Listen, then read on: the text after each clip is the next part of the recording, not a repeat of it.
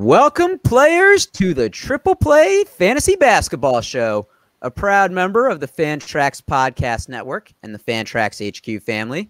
We're the podcast that is dishing hot takes, especially after last week. I'm looking at you, Brad, because that's the first guy I'm introing on. Bill Bradley Kilgore, master of hot takes. How you doing this snowy Sunday? I'm just going to solidify my hot take now. Wizards are going to make the playoffs. It might be the play-in game, but that counts. I mean, that's a hedge, but I'll consider it. But you said Wizards coming out of the Eastern Conference. Elephants never forget. Yeah, that was before I saw how terrible they were looking. They're probably not coming out of the East now, but that just shows that you haven't watched a Wizards game in the last 2 years. I got the other guy with me. I got Justin James Lewis, the man with the long hair. What's going on, Coach? We can't hear Coach because he's muted right now. It seems like he had a little bit of a laugh. I'll talk for him as he unmutes himself. Yeah, it's been a great week for the NBA. Some big performances. Can't wait to talk about them. Yes, sir. Yes, sir. And speaking of NBA, we got a special guest today. He's a teacher and a coach as well. The senior analyst of operations at TeamFantasyAdvice.com, a three-time FSWA finalist, NBA Writer of the Year. He's a master on the keyboard. And recently, he's been on a Donkey Kong Country 2 grind lately, especially the B-high levels. I do agree. That music is fire. He lives by 3 letters. DFS. We welcome in Jamie Calandro. What's going on? Thank you very much for having me on. This is going to be fun. I'm always looking to talk basketball, and especially we got a good week of basketball coming up, and I was with you on the Wizards, Brad. I picked them for like the 5 seed in the East, but I don't know. When Bradley Beal's traded to the Knicks, I think you're going to be. That's going to be hurting for you. But I don't think they're going to trade him. I think they're going to hold on to him, but we'll see. We'll see. All right. Well, we're 2 minutes in, and we already have a hot take alert. Bradley Beal to the Knicks. I like it. But Jamie, for the listeners that might not be familiar with yourself or the work that you're doing, do you kind of just want to tell us a little bit about your backstory? Your job with fantasy and DFS. Yeah, sure. I've been with FantasyTeamAdvice.com for 6 years now. Like you said, I'm the senior analyst and president of operations over there. And, right now we're just kind of working on really streamlining the optimizers that we've got going right now. We've got a really awesome community over there for DFS, all sports, NBA, NFL, MLB, PGA, even dabbling in a little bit of MMA at the time, although I couldn't. Oh, and NHL too. NHL's beginning has been fire over there. What about cricket? Yeah, we haven't touched on that yet, or tennis. Okay. You got work to do then. I know. We're behind the 8 ball. I do a daily write-up of the DFS games generally, and we're always with our subscribers in our Discord chat, leading right up until the lock, and then tilting together after the games begin. So it's a good community to be involved with, and I'm having a blast. Yeah, definitely. And, Jamie, his resume speaks for himself. So if you ever want to start getting into it, he might be the guy that you want to talk with. But we're not talking DFS today because we're going to talk a little fantasy because we have a great show planned for today. We're going to start out with players to add for week 7, but we're about a quarter way through the NBA season. So we're going to give out some awards and foreshadow the rest of what this season might look like. Of course, it's a little unpredictable with COVID. After that, we'll go to our question of the week. Would you want a mid-season tournament like soccer? I'm interested to hear some answers. And as always, we have our game of the week revealed at the end of the show. But first, we want to talk about some fantasy ads. And which players are you looking to target on the waiver wire? This could be a player that's hot, that's under the radar, someone that's benefiting from an injury to a teammate, or a guy that just happens to be on a roster that their team is playing multiple games this week. Jamie, I know that you said there was a good slate. Who are 1 to 2 guys that are owned in less than 50% of ESPN, Yahoo, sleeper leagues that you're looking to target? So the first one for me this week is Cody Zeller. Like you said, I'm a DFS player first and foremost, and I hit on him more than I missed on him this week, but I almost missed yesterday because I was a little bit concerned that playing the Bucks, they would go a little bit smaller because Brook Lopez isn't your typical center and drags him away from the rim. I wound up playing him anyway, and it paid off. He was 6, 7, 15, and 7. In that 2-game stretch against Indiana, it was so obvious that the Pacers' offense was substantially better when Bismack Biyombo was guarding Sabonis rather than Zeller was on him. So, I mean, I think after these 3 games, especially now that the Hornets are winning games, he's definitely someone to pick up off the waiver wire. Last I saw, he was owned in less than a quarter of leagues. I don't know if that's changed today, but that's a little silly because, I mean, he does more than just score and rebound under the basket. He had 5 assists in 22 partial possessions against the Pacers that night. He had 7 last night. And like I said, double last night. Yeah, he was pushing for it well, and he smashed his price on DraftKings. I mean, I think that if you do take him, you've got to be on board with the fact that the injury is coming. But yeah, but ride it while you have it, especially in leagues that have high field goal percentage because he's always at the rim. And the passing for a center, I always look for that too because that's a unique thing to come out of the center position. So he's my guy this week for the waivers. Yeah, and that's a great call. His last 3 games, which the first 2 coming back from that broken wrist, he played less than 20 minutes, but his last 3 games, he's played over 25 minutes each game. He's averaging about 10 points, 11 rebounds, and 4 assists. So that's somebody that can give you great production as long as he's healthy. Coach, who's the guy that you're looking to target? Absolutely, and I like that Cody Zeller pick. He's currently 26% owned, but over 3,000 people have picked him up in the last day. So I think the word is out or getting out on Cody Zeller. My guy is Gary Trent Jr., and with CJ McCollum out, he's had some hot performances. Doc, I love a hot shooter when they're hot. Oh yeah, I already know that. So in the last 3 games, he's had 18, 23, 22, 15 total threes, 7 steals, and 37 minutes per game. Again, this is with CJ out, so I would say get him while he's hot.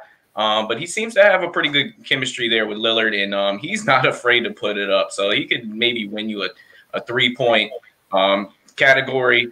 And then I'm also looking at Emmanuel Quickly. I know that he's been talked about. He's kind of up and down, but he had a game with 2 games with 5 3-pointers this week, a 25 and a 31. And if you're willing to accept maybe a bad game for like 2 really good games, he's somebody that you should be watching. Yeah, and Coach does like picking the hot shooters. Wayne Ellington was his guy last week and had a pretty decent week to begin. Brad, who's the guy that you're targeting? Yeah, I like Joe Ingles. He's rostered in 52% of leagues right now. He just broke John Stockton's 3-point record for Utah. He's averaging 2.5 3-pointers per game.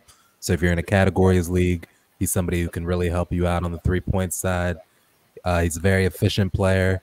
He's always looking to push the pace. He's always looking to dish out an assist.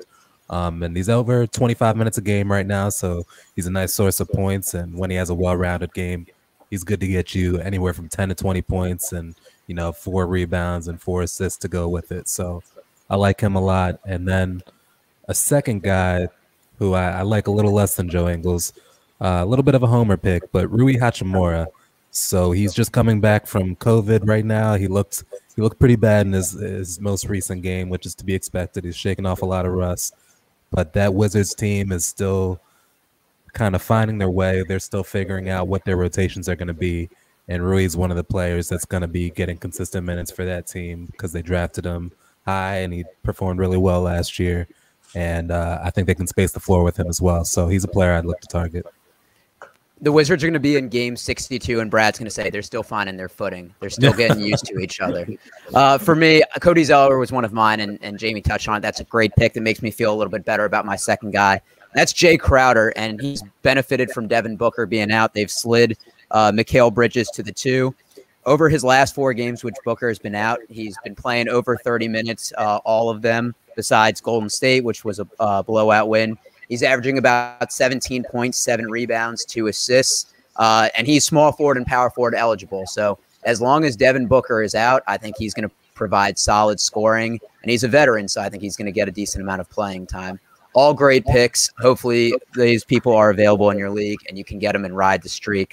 But speaking of riding the streak, do you like what you hear so far? Make sure you never miss a show by clicking the subscribe button wherever you find your podcasts. Want to hear more Triple Play? Great news for you. We have a fantasy baseball and football show that you can also check out, available anywhere you get your podcasts. If you're enjoying the content, how about dishing out an assist by giving us a 5-star rating and review? Check us out on Twitter and IG at TripPlayFantasy. Myself and Brad run our social media and provide daily questions. David being a thirst trap, and our weekly episode drops. You know that feeling when you got your first trophy? Remember, we came before the participation trophy generation. That's the feeling we want to provide. We want to keep you entertained, but it starts with you. Thank you, the loyal player, for your listens each and every week. We are going to get into the main segment of this show after this quick break.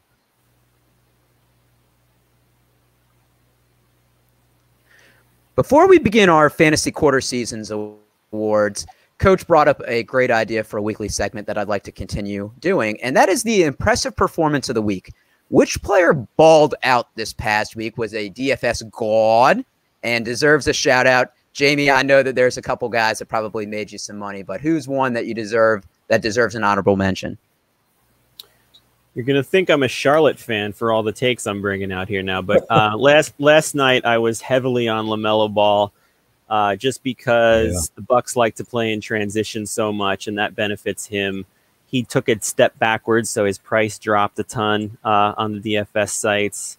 And so, I didn't really see any kind of moments yesterday where there was a downside for him. If the game is close, they'd have him in transition. Obviously, Terry Rozier's injury helped too, but any negative game script where I would think the Bucks would have been blowing Charlotte out would have helped Ball's playing time stealing as well. So I thought the minutes would have been there and the rates would have been up given the game environment.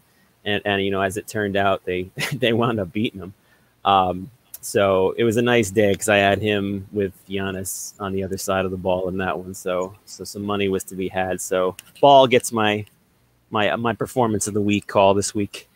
Jamie, just don't let Eric's our resident LaMelo Ball hater. No, we won't get into that today. But just don't let LeVar hear that because LeVar is going to want a cut of that profit you made. Yeah. Brad, who's the guy that did you well this week?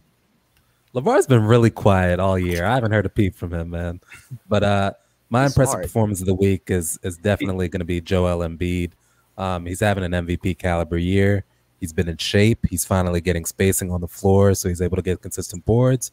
He's averaging 29 points.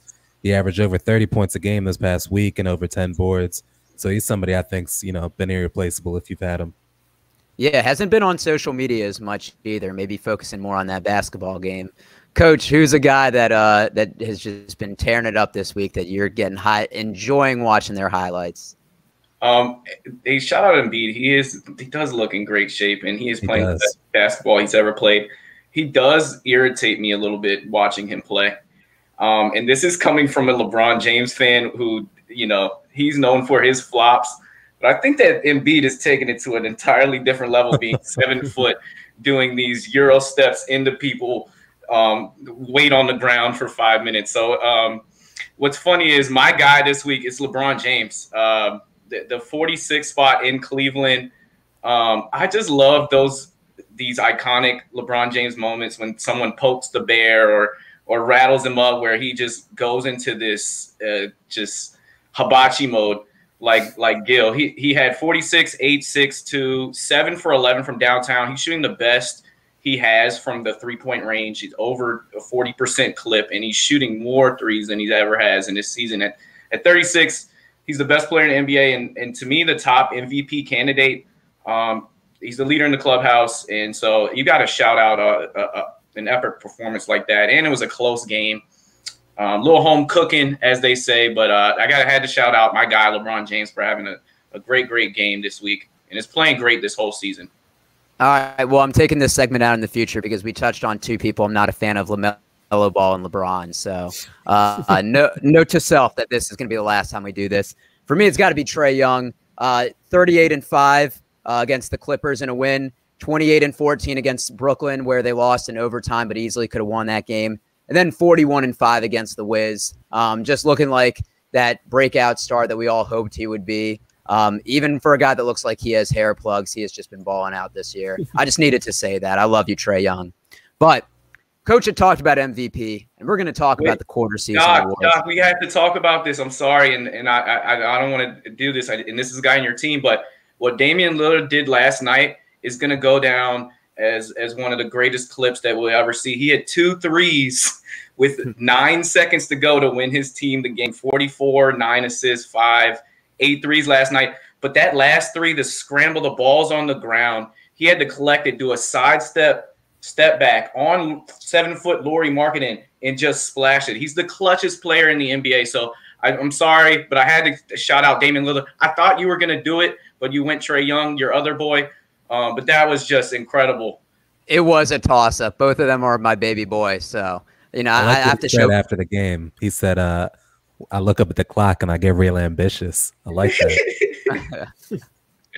Speaking about MVPs, clutch players, we're going to start with our quarter season awards because most teams besides the Wizards and Grizzlies are well into their season. We have a large enough sample size to determine so far who's been legit and who might have been a flash in the pan. And we have some awards that we want to dish out, and we got 6 today. The first, we're just going to start out flat out. Who's the fantasy MVP? The best player to own in fantasy basketball, that one player that is untouchable. This could be in a head-to-head categories or points league. DFS, and I believe it's points right. Who is the guy that is most valuable in your eyes? You cut out. Was that directed at me? Yes, Jamie. Yeah, okay. yeah. We can right. Cut all this out and everything. So I'll just start from the top.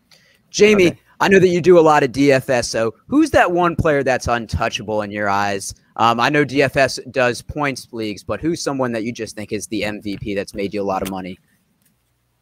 So, I mean, my first thought with this when you said that was Doncic, just because of the usage and the different dynamic he brings. But I'm actually going to say that I find Nikola Jokic to be a little bit more of the fantasy MVP type. And I'm going to go back to what I said before about passing centers. Just the fact that his assist rate as a center is over 35% right now is a little bit ridiculous. And that's just, for positional eligibility in certain leagues, you're just not getting that from other centers in the position. Couple that with the fact that he rebounds and he takes threes, not to the effect that Doncic does. And he doesn't have the defensive stats often that Doncic can put up from time to time either. But just from that center position, the fact that you can almost count on someone pushing for a triple-double every night is one that I find to be in such a unique spot that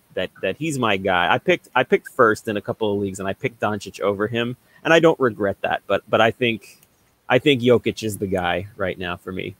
Yeah, and you talk about that passing. Literally, when he steps out of bounds against the Heat and then fires a full court QB1 pass for an easy layup. I mean, that just shows it. And before I get to the others, that was my guy.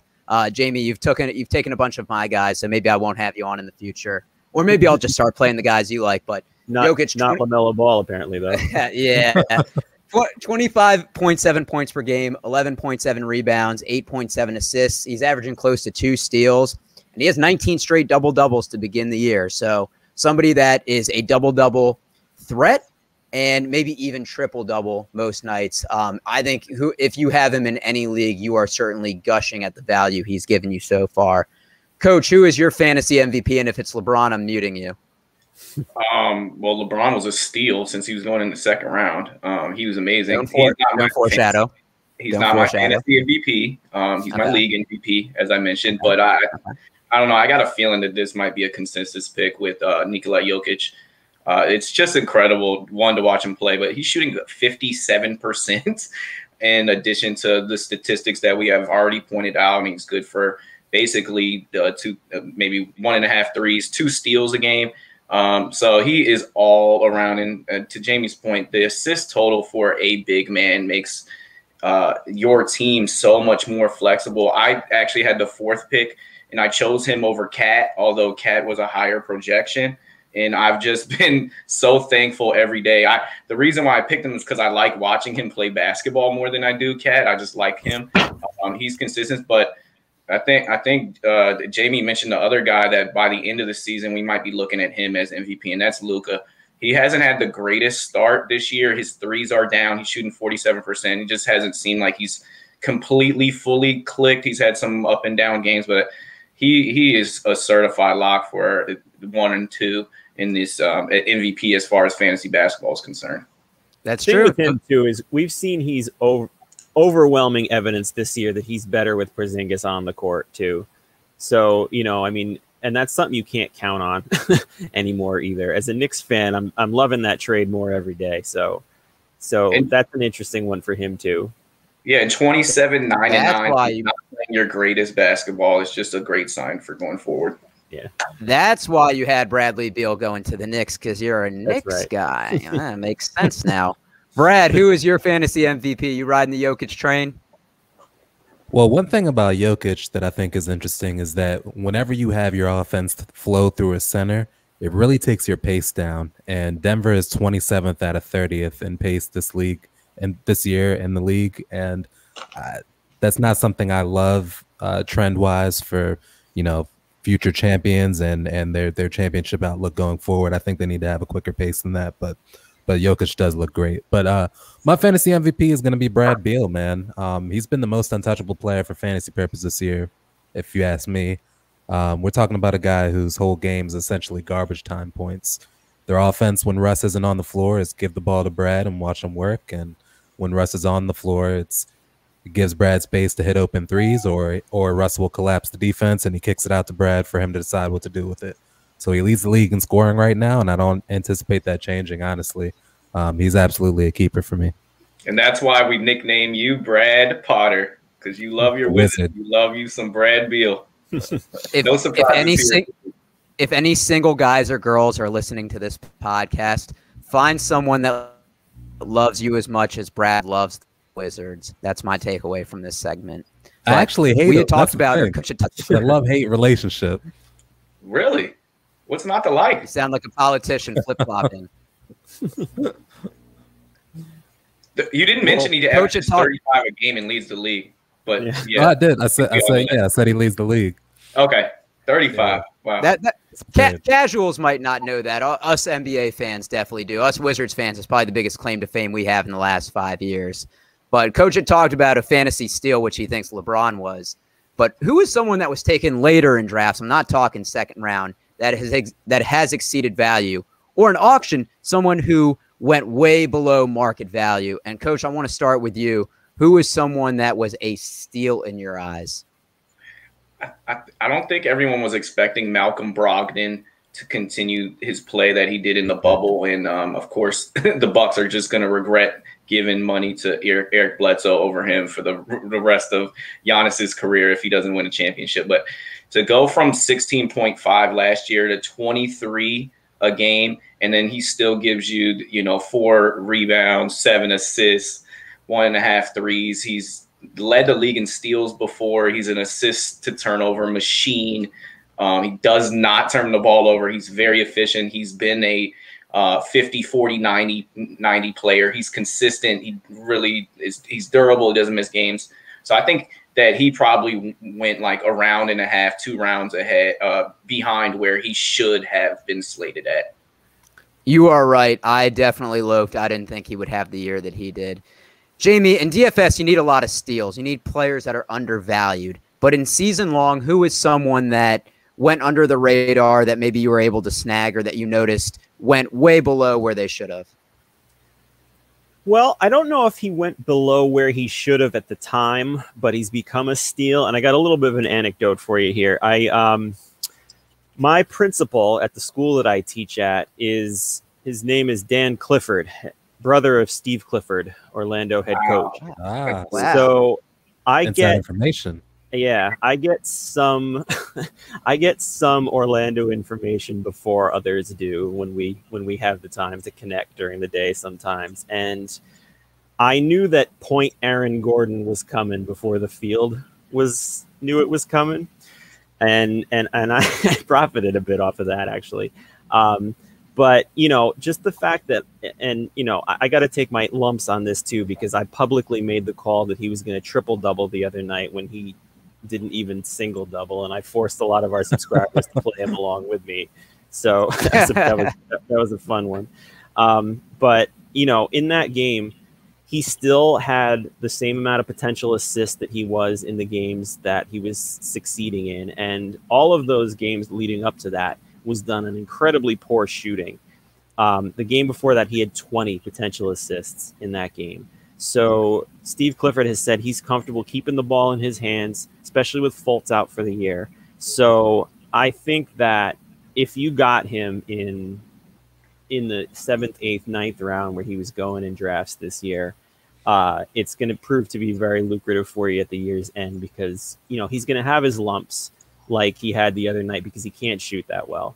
But you're going to get the other stats every night, or at least the chance of them. So that's the one that I think you're going to be happy with if you're rostering him.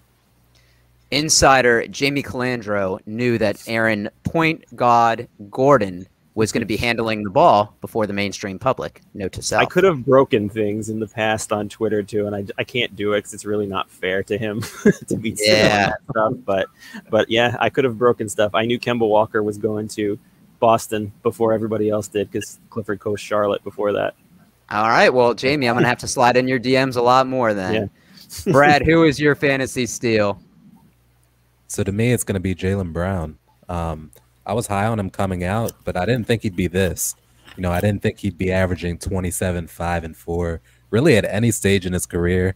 And the Celtics have 2 bona fide ones now. They have a 1A and 1B and Jason Tatum and Jaylen Brown. So he's absolutely a first-round talent right now, and I don't think many people drafted him there, so he definitely qualifies as a huge steal for me. Okay, I will admit I was so wrong on Jaylen Brown. I just thought he was an athlete that was an okay at basketball player, but I'm willing to eat. Your defense, Doc, though, he did add a lot to his game. Yeah, he improved, even though that they were in the thick of things in the Eastern Conference Finals. He's just so much more reliable. He's making way better decisions. He's less erratic, especially with the shot clock going down. So, and he's shooting at a way higher clip. So I understand why you're a little bit on the fence. But he's taking the bull by the horns this year. There was a time when I didn't know, there was a time when there was chatter that the Celtics would trade one of them and try to, make a bigger big 2 or a big 3. And the answer was definitely to build around Jason Tatum. And now I think that's muddied a little bit. I think Jaylen Brown has shown he's somebody that can carry the load. And I definitely think Boston wants to keep that together and see where it goes. But you might be able to get more for Jason Tatum. So he's somebody that's interesting, really. He's really developed his game and become a 1A talent. That might be a good Twitter poll. You can only build around one, Jaylen Brown or Jason Tatum. Which one do you choose? And I really actually like that thought because you could try to package that and maybe some picks, young players to bigger big 2. For me, it's Colin Sexton. And, I'm willing to take the loss on Jaylen Brown, but I was very high on Sexton. He's averaging a career high 24.6 points per game, 4.3 assists per game. He scored 20 in all but 3 games this season, and 3 out of those they happen to be 3 out of the last 4. He is averaging 2.6 turnovers per game, which does hurt. But honorable mention, because I am surprised none of you guys mentioned him, Jeremy Grant. Yeah, I saved him for everybody too. 24 points a game, 4 for 4. I am betting the over on prop bets because they have him at 18 points a game. It's easy money. I shouldn't have said that out loud. I'm not in the Jeremy Grant hive, man. This is gonna dry up by the end of the season. I really don't. I don't think they're gonna continue to run the offense through him, at least long term. And they don't have any other options. And well, to his credit, he doubled everything, all of his stats. He went from 12 to 24, from 3 to 6. And so but he's still being as efficient as he was, just shooting open shots from Jokic last year. Do you feel that way about DeLon Wright? He's not in the same. He's just not the same category, and he's sporadic. Jeremy's been consistent all year. Somebody got to score the ball for the Pistons, even if they put up 84 a game. But we're going to go with the flip side now. And this is the Plies/MC Award. Who is the biggest? Busted or busted baby? But keyword bust so far. Someone that hasn't performed up to expectations. Jamie, this might have been that's burned you in DFS. Who is your guy? This is a tough question because you know, there's a couple of like first rounders that you can call bust, but I don't think it's really that fair to. And I'm going to upset Brad here. I mean, you know, the obvious answer is Westbrook here, but I don't think it's really fair to call him not a bust. obvious. It's no. Well, I mean, you know, I don't really think it's fair to call him a bust, just simply because. What was that? Eric's cutting out. I think he said something along the lines of "Stop taking my answers." It's not gonna be your answer. So it's not gonna be your answer. I don't think it's fair to call him a bust just because when he and Beal are on the court together, which is rare, they're almost always missing other key players at the time. So I can't call him a bust yet. So I'm gonna go averaging a triple-double practically. Yeah, and I love him. I love that guy. I've always thought that he gets hate that he doesn't deserve.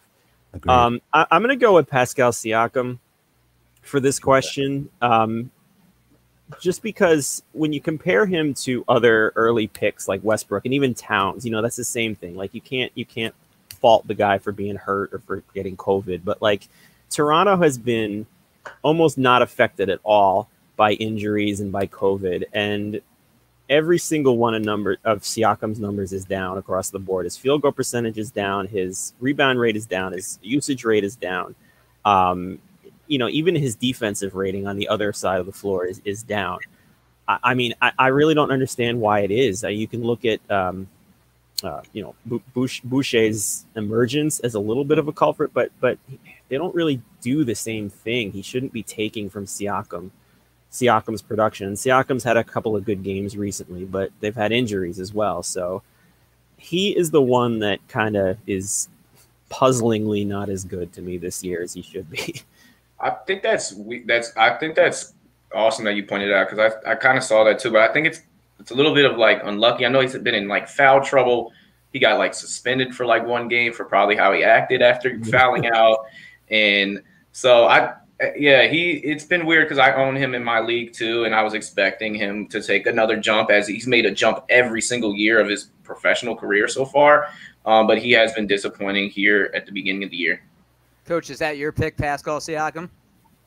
No, that's not my pick. I picked another guy that I drafted, and it's Lonzo Ball. Man, he all his numbers were down from last year. He averages 12 points a game, which I wasn't expecting him to score at a high clip, but I was looking for him to possibly be in that triple-double range.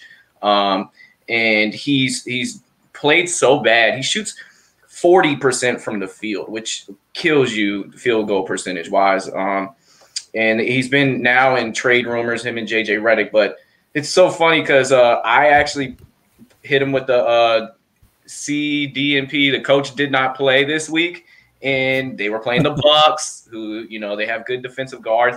And he had his best game of the season, maybe the best of his career. He had 28 points, 9 assists, and 7 3-pointers. So maybe he's a guy that bounces back, but it's funny that him and LaMelo have basically this same exact stat line, number by number, stat by stat, points, assists, and rebounds. So he's been bad for me this year, but I'm holding on to him. I got faith. If I'm being conspiratorial, I definitely think that the Pelicans are trying to feature him before they trade him.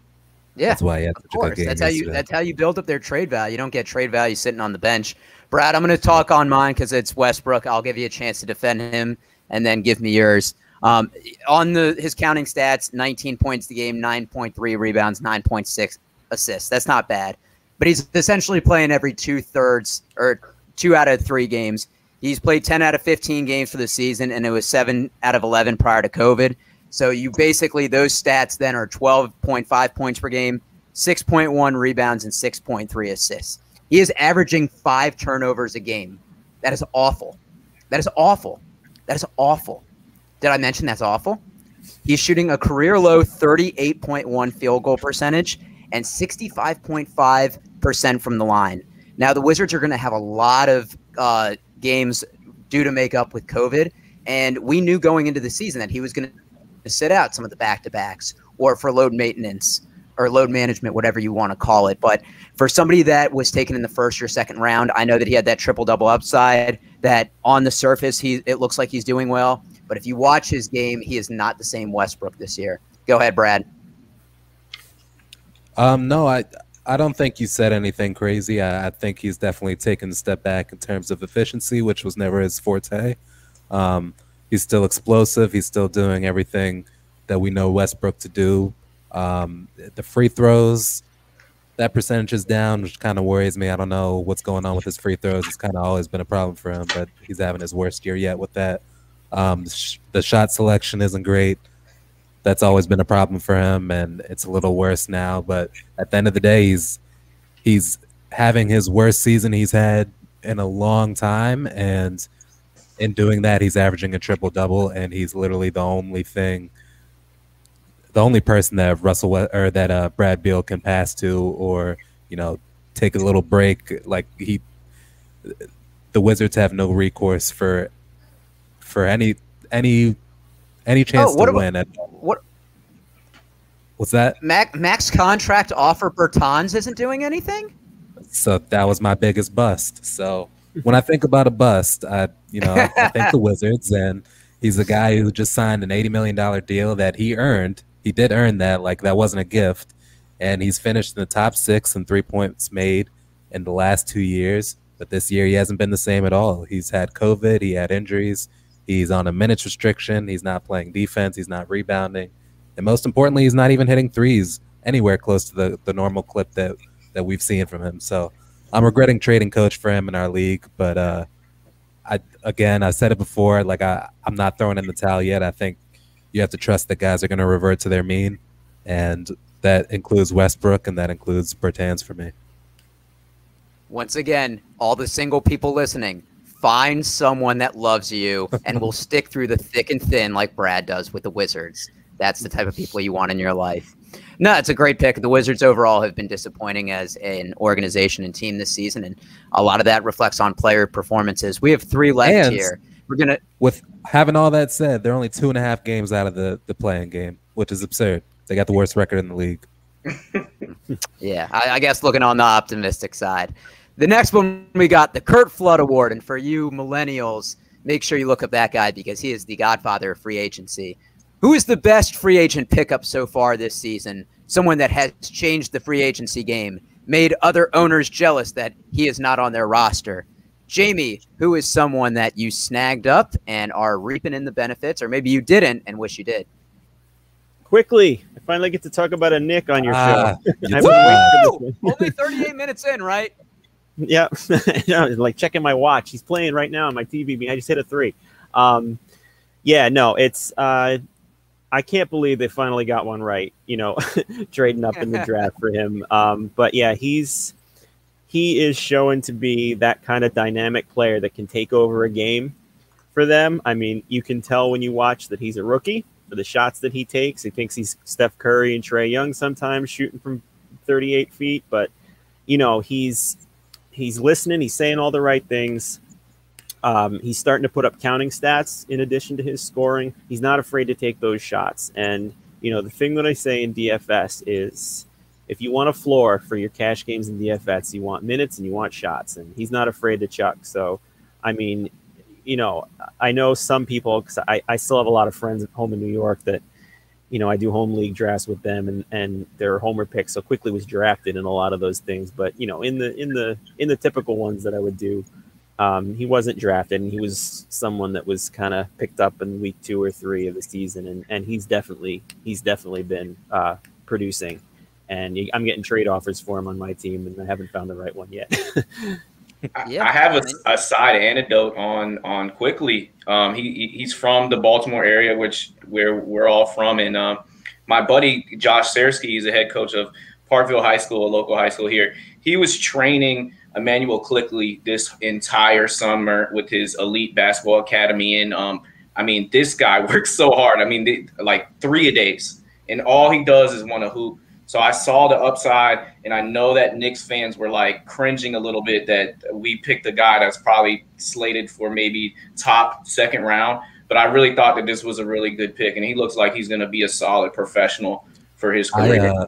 I picked Quickly as my best free agent pickup as well. I'm watching him right now. He's at the free throw line, watching him on League Pass. He's averaging 25 minutes a game the last few games, and I think he's going to start locking in starters minutes if he's not starting. He's just a flat-out gamer, like Jamie said. You know, he's good for 20 and 5 in his sleep. Like, I think it reminds me a lot of the Washington football team philosophy. When they get a draft pick, they just draft an Alabama guy. And I think it's smart to do that with Kentucky guys in basketball. More times than not, you're going to get a good player that's going to develop. And I really like what Emmanuel Quickly is bringing. He's very confident. He's not scared of the moment. He's trying to prove himself. If it's not going to be in the next jersey, he's going to prove himself elsewhere. So I really like that pick. Brad, just to add something to that too is he's, you know, you said he's at the line right now. He's got that little like Trey Young, like stick your butt out and make someone foul you while you're taking these shots. Yeah. He's 96% from the line right now. He's only missed 2 free throws this year.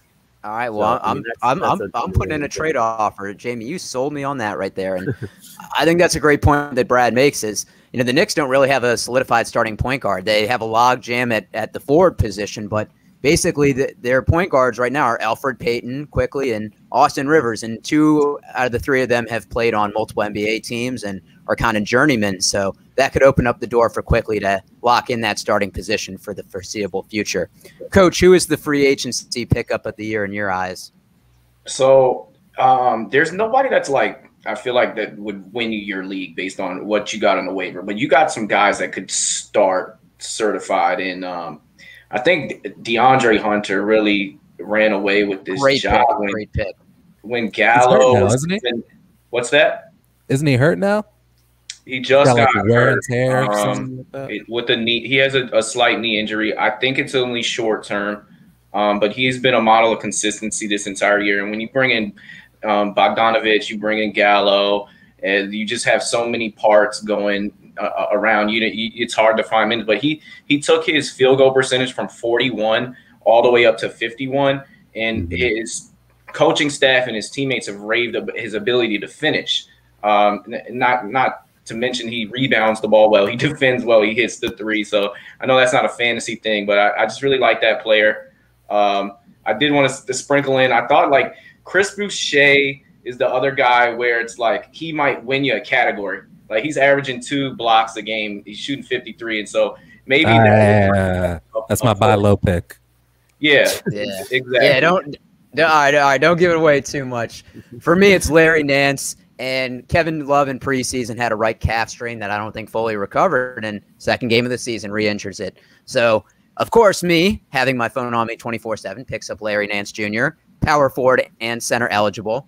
He does everything, and we play in a head-to-head points or head-to-head categories league, averaging 10 points per game, 6.4 rebounds, 3.3 assists, 2.2 steals, which leads the league, Art, if you're listening to this, and 0.5 blocks per game. Shoots 48.2% from the field. I think Cleveland is going to unload some of their big men. I could see someone like Andre Drummond probably having the most trade value. Maybe Kevin Love if a team thinks that, you know, he can really come in and help them contend for a title. But I think Larry Nance is going to be safe, and I think he's going to be someone that's going to see consistent minutes. He is dealing with a right wrist sprain, but assuming that he's healthy, I think he's a lock for the rest of the season in that steals category especially. But we go to our next award, and we got 2 left. And this is kind of the buy low, but in stocks, we think of it as the Tesla Award. Who's a player that has gone under the radar and you expect to have a huge rest of the season? Now would be the time to buy low, like if you did in Tesla when it was at 100 a share. Now it's at 805. Just pointing it out there. So, Brad, you had mentioned that we touched on yours. Do you want to talk a little bit about why you think he looks good? Jamie touched on him earlier when he was talking about Pascal Siakam, and Coach just touched on him recently. So, yeah, Chris Boucher's my dude, hands down for me. I drafted him for $1 in our auction league, our fantasy league, and he's outplayed Aaron Baines, and there's no doubt that he'll eventually be the starter there long term. He blocks 2 shots a game, like Coach said. He's averaging 14 and 6, and he can hit threes on top of that. He's not getting much more than 20 minutes a game, so when they stretch him out to 30 minutes, I think he's going to start to get the most improved player race graphic a lot. So he's somebody that's just very talented. He almost reminds me of, this isn't a comp, but just his body type and kind of the way he he's very fluid, and he fits all the stat categories. He reminds me a lot of Brandon Ingram. And I know that's a little strange because Brandon Ingram is a sniper, and he's a scorer, and that's what he does, and that's not what Chris Boucher does at all. But the way they play is very similar, and if he ever got that type of leeway, I think you could see some absurd numbers from Chris Boucher. Brad, I won't doubt you because you have League Pass, so I know you watch your hoops. Jamie, who are you giving the Tesla Award to? Might be playing a little fast and loose with this. I'm trying, by the way, not to scream in the middle of you guys talking because my boys are hanging with the Clippers shot for shot here. But man, they look good. They're playing defense. Yeah. Thibodeau. It is. It's Thibodeau this year. So I mean, I don't know if this guy counts as under the radar or buy low, really. But I think compared to last year, and you mentioned him earlier, Doc. I'm just going to kind of expand on him a little bit. Trae Young kind of, at least in the DFS circles, was kind of flying a little bit below everybody's radar just because. Really?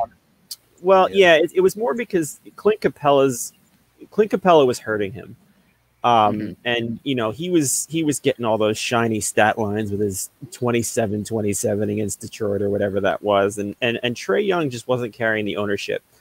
But I just kind of want to point out that he has been unreal lately. He's got 28 drives per game over his last 6 games, which is crazy. He's shooting almost 60% on wide open threes. And that's not, that's taken 5.3 attempts per game.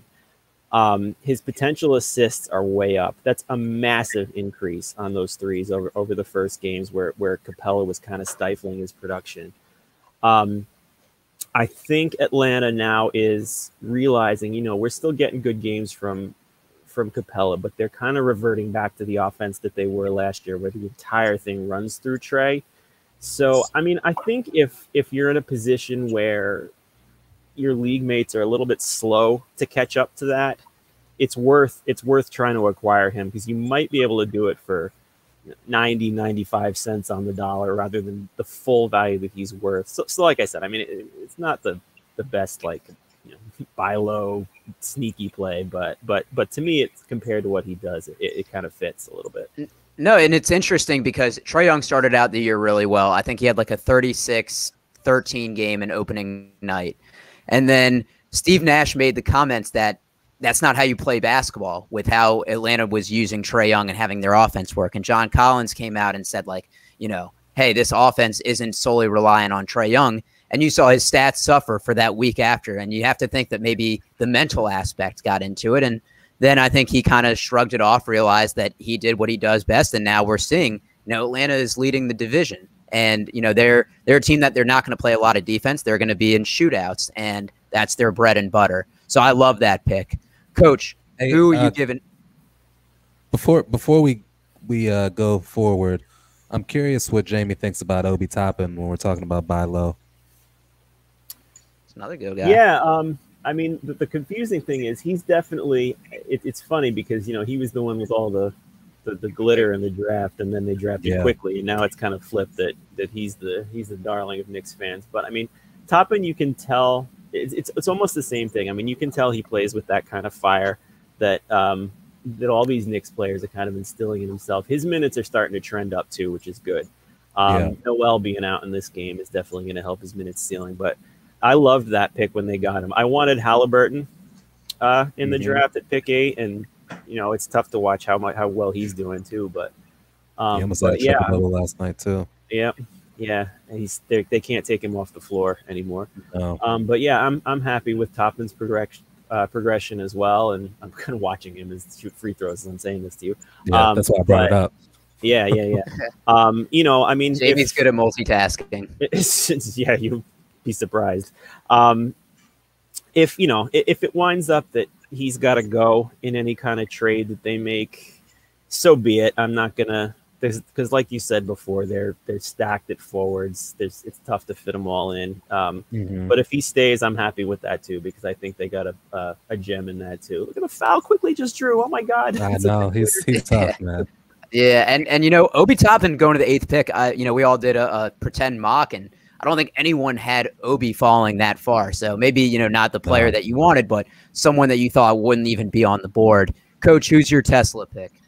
So we touched on like the mental part. We talked about this guy. I think the Siakam will bounce back. I think it's a confidence thing right now. I think he'll bounce back. But my guy is Karl Anthony Towns. He's had such an unlucky start to the year, but just year in general. Of course, he lost his mother to COVID. He was hit by a drunk driver in the offseason that he just mentioned, and then he breaks his wrist, and then he gets COVID. I mean, how much is this guy going to take? But let's not forget last year he did average 27, 11, 4 on 51% shooting. He is a fantasy maestro. He's going to go bananas very soon. So I would try to get my hands on him if, if you're like a higher seed team and you're banking for the playoffs. Somebody in mind, like a Jaylen Brown, is somebody that maybe somebody says yes to, and I know you're giving up a really great value in Jaylen Brown, but I would take that risk to try to win a championship. And so if there's an owner that's just fed up with Karl Anthony Towns, like because he has played only 4 games, like I said, this season, try to maybe throw it out there, propose a trade with somebody that's done well. It's a good idea. Yeah, no, and I think that's actually a good trade. Jaylen Brown, someone who's playing, might have his peak value for the year. Trade him for someone that was a top 5 pick in any league. For me, it's Michael Porter Jr. He missed time at the beginning of the year with COVID. Jamal Murray is only averaging 19.1 points per game, which is 0.6 more than he did last year. Me personally, I thought he was going to take more of a step-up average, 23, 24. It really is Jokic's team. Murray is the second option, but I don't think there's a clear third option. And you look at the last 5 games, he's averaging 17.5 points per game, 7 rebounds, 2 steals. This was a guy that at one time was considered one of the top prospects, obviously had a couple back injuries. I don't think he's really had that consistency where people can say, okay, this is that talented guy that was a 5-star recruit that went to Missouri, played a couple games and had back surgery. So real hoopers know Michael Porter Jr. is a baller, and probably the fantasy circle will as well. We have our last award here, and that's the falling action, and kind of the inverse of the Tesla. Who's a player that has done really well so far? You just don't expect him to keep it up. Sell high while their value is where it is now. Jamie, who's your guy? Well, I'm going to ad-lib a little bit here because I think it was Brad was touching on Jeremy Grant before, and if he's going to talk about him, I'll let him. No, it's all yours. No, that's okay. I got a different answer. I agree with you before too. I think he's peaked, but one I'm going to talk about. I'm not going to say that he's not going to continue because he's a solid player, and it's the team just going to let him do whatever he wants. But I mean, right now, according to ESPN's fantasy player rater, Zach LaVine is number 2, behind only Jokic. And I mean, if you look, he's averaging over 27 points per game. He's averaging over 5 assists per game, about 5 rebounds per game. He's shooting 50% from the field. All of those are career highs. So if you've got him, that's been great. I used him last night in DFS. And again, he kind of cobbled together a lot of just production as that game went back and forth. But I mean, if you're rating him as the number 2 fantasy player overall, I think it makes him a good sell candidate. I've also seen his name come up in a lot of trade scenarios. So if that happens somewhere down the line, it's possible, if a contender gets him, that he's not used the way he's being used on the Bulls, they're just giving him the ball, saying, do whatever you want with this. And, if we win, we're not playing defense. We're just going to run and run and run. So, I mean, I think there's paths to downside from him based on what he's at right now. That's a great pick. And you talk about if he gets traded at all, that automatically lowers his value instantly, kind of like what we've seen with Harden, where you're not going to have that same usage rate when you're the main guy. And better for your team success, but not for NBA or not fantasy. As I watch this Knicks game, like what people think of Jeremy Grant is what they should think of Julius Randle. Like that's the guy who the offense really runs through, and that's a guy who consistently puts up numbers. And even you know, even when he wasn't the feature of a team, when he was just the guy that was getting the minutes, like on the Lakers, for instance, like he was still just putting up numbers. So I really have love for Julius Randle, and I wish he got more respect. But my sell high is a guy that I've talked about before. I think it's time to sell high on Anthony Davis. There's no doubt in my mind that he's the same player. But the Lakers, they're taking the marathon, not a sprint approach. So AD is averaging less minutes, and he's averaging a lower usage rate than he has since really his second year in the league. And people still love him and respect him as a fantasy asset. So I think if you sell him now, you know, after a monster game, you can absolutely get a haul for him. Yeah, Brad, you didn't sell him to me. You sold him to the coach instead a little bit early. Coach, who is your sell high candidate? I love Anthony Davis. I mean, it's a win-win because James Harden's going to produce forever. But Anthony Davis had a couple games this week. He hit 3 steals, 3 blocks, like consecutively. I think that we kind of thought LeBron was going to ease his way into the season, but it ended up being AD the one who's kind of easing it in. Right. I think his better games are ahead of him in this for this season. My guy that's fallen back, and if it weren't for a foot injury, I would be like definitely pull the trigger on him. And it's CJ McCollum. He's averaging 27 a game on 5 threes a game. So I don't see him picking that up. But now that he's hurt, it's going to be hard for you to unload. My guy, and Brad, you might have some bite back on this. It's Bradley Beal.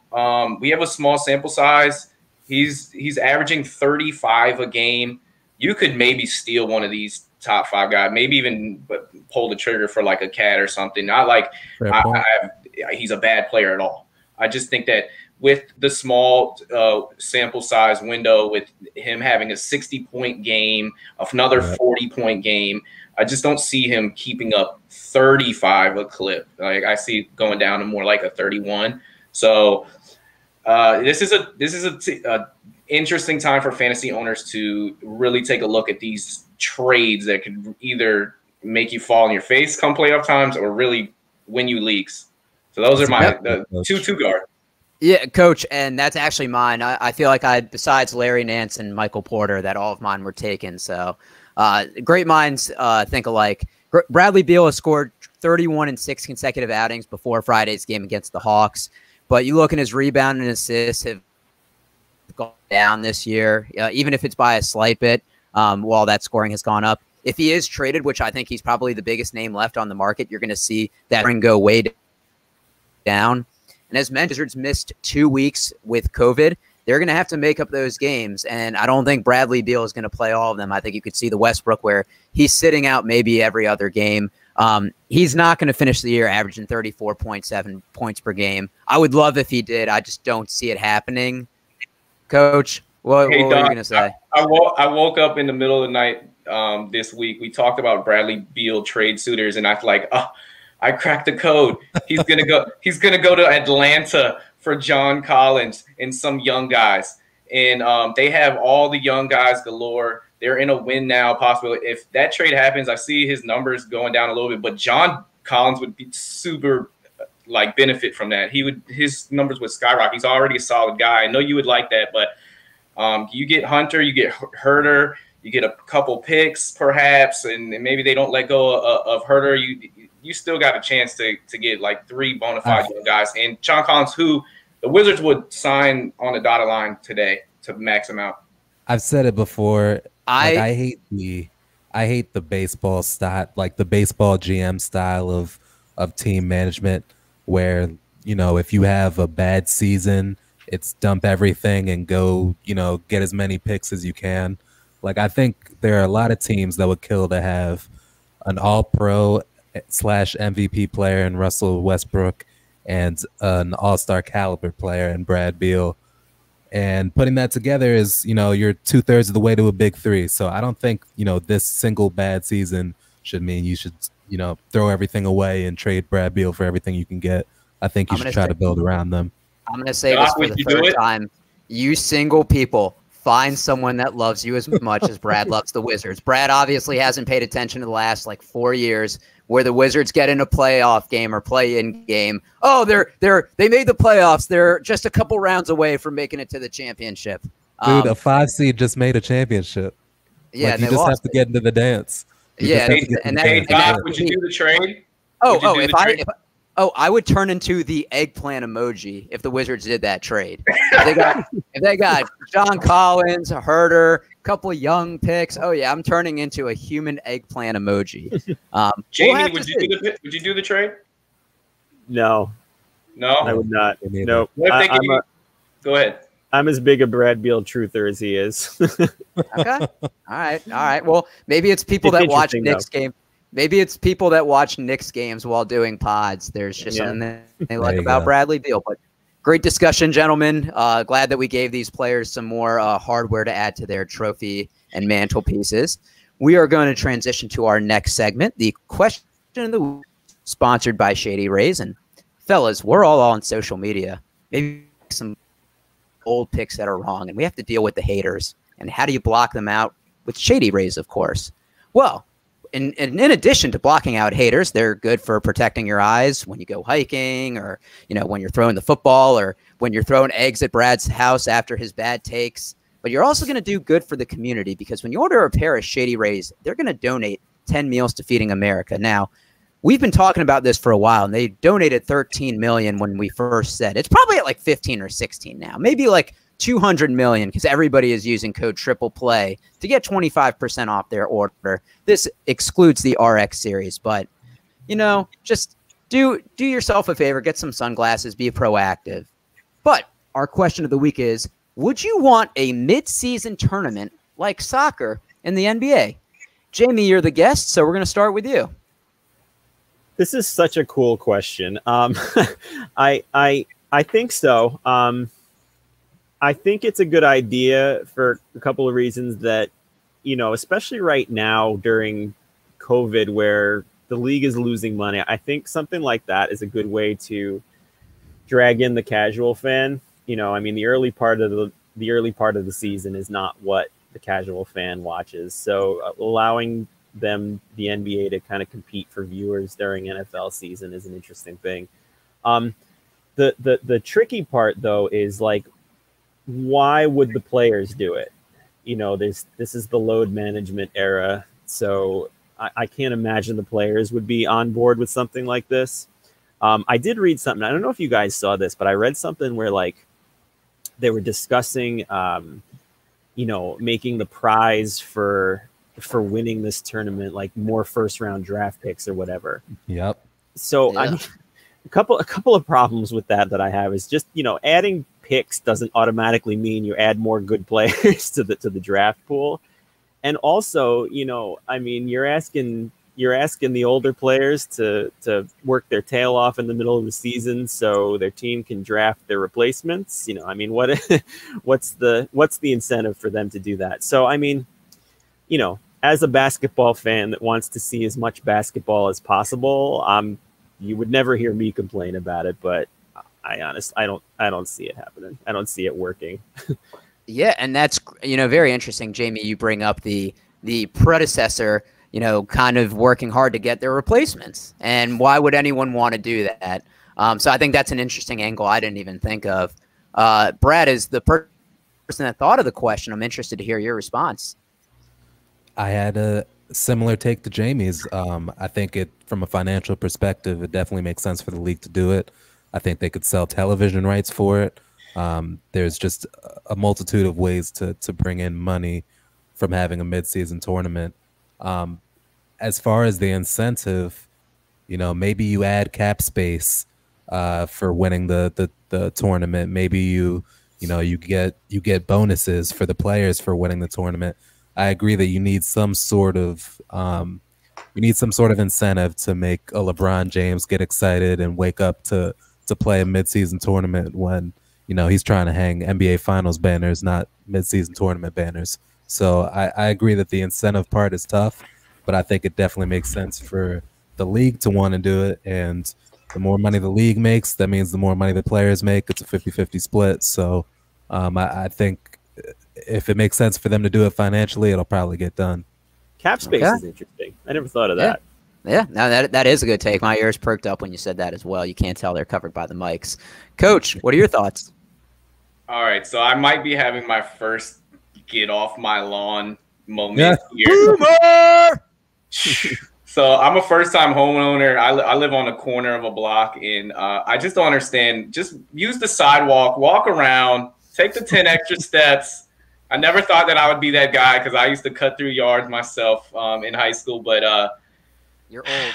I guess my answer is no. I just don't know how you value winning a mid-season tournament in comparison to the NBA championship because it's going to be a super grind. As a basketball fan, I'll be glued. I'll be watching. I'll be tuned in, like, for sure. But I just think, does that take away from an NBA championship now? And then where does that put, like, oh, but I got 5 mid-season tournament championship MVPs, and, like, how does that calibrate when you're comparing the greatest players of all time? And then the other thing I thought about is, like, the teams, like, how are they going to do it? Is it going to be straight NBA teams? Or are they going to bring in the champion from overseas, each country? I think that's something that they maybe could tag along with. And then the teams that represent the NBA might be even like G League teams or teams that are put together maybe of like younger players that are willing to sign the contract and get in. They'll get exposure. They might get opportunities that they may not get playing behind, say, AD and LeBron. Maybe we send out Talen Horton-Tucker, right? And he just creates a different identity for himself. That's an idea. I don't know if that is even being circulated, but if it's a mid-season tournament with just the 30 NBA teams, and maybe they've talked about all of them getting it, I don't know. I'm not with it yet, although I would be tuned in. Get off my lawn. No mid-season tournament. Yeah. Okay, Boomer. And I'm going to stick with you. I think it's no, but for me, I go to the other angle that I'm surprised none of you guys brought up of what it does to the All-Star game. You know, I think the NBA probably does the best out of the 4 major sports with their mid-season break. Nobody really watches the Pro Bowl. The Home Run Derby, I think, has lost some of its appeal. And really, I think you're watching the All-Star game because the winner then gets home field advantage in the World Series. But, you know, for me personally, I enjoy watching the Celebrity Game Friday. I enjoyed the All-Star Saturday night with the 3-point shootout in the dunk contest. I think it's been better in the past couple of years. I think there was a little bit of a lag. And then even the All-Star game, I kind of like having, you know, Team Giannis or Team LeBron, whoever the captains, and them doing that draft. And then if you do that mid-season award, it's going to take away from that. And, you know, think about the different cities that get to host it each year. If it ever comes to D.C., that's going to be something I'm really going to want to do. And to Coach's point, I think it does take away then, you know, for people that have played in years before, how are you comparing mid-season awards to NBA championships? I think this pandemic has thrown a wrench in what we've already seen in the scheduling of stuff, especially a 72-game season, trying to get it done before the Olympics. Let's just simplify some things for now. This might be something they're talking about behind closed doors. We don't know. If anybody would, it's Jamie. But good discussion, everyone. We will go to our final segment of the week. Hosted by Brad. Brad, what are we playing today? All right, we're going to play a little over-under.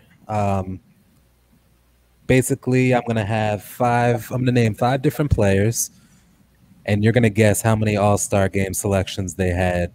And if you get it right on the nose, you'll get 2 points. And if you are the closest, you'll get 1 point. Sounds good. So, and keep track of your own scores. You're not our mother. Yeah, No. we fell into a problem earlier this year with that. All right. So first, I think I'll only do 5 since we're running low on time here. Let's do Shaq to start. Who we Jamie, starting we'll with? start with you. Oh. Shaq, 15. Doc, I'm going to say 14.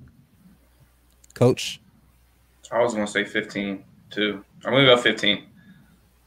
Jamie, and Coach with 2 points. It's 15 on the nose. Should have just That's a taken good start. Jamie's.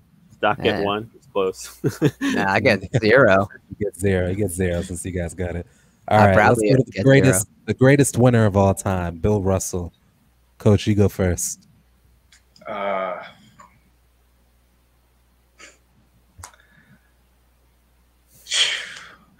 feel like this guy had to go like every year.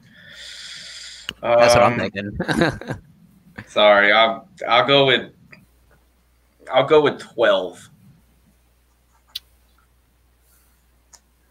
Doc. Is 12? I mean, he has like 9 rings. I feel like he has to go like 17. Jamie. Yeah, I'm going to say more than 12 too. God, he played forever. I'm going to say 15 again. He only played 13 years. Coach on the nose with 12.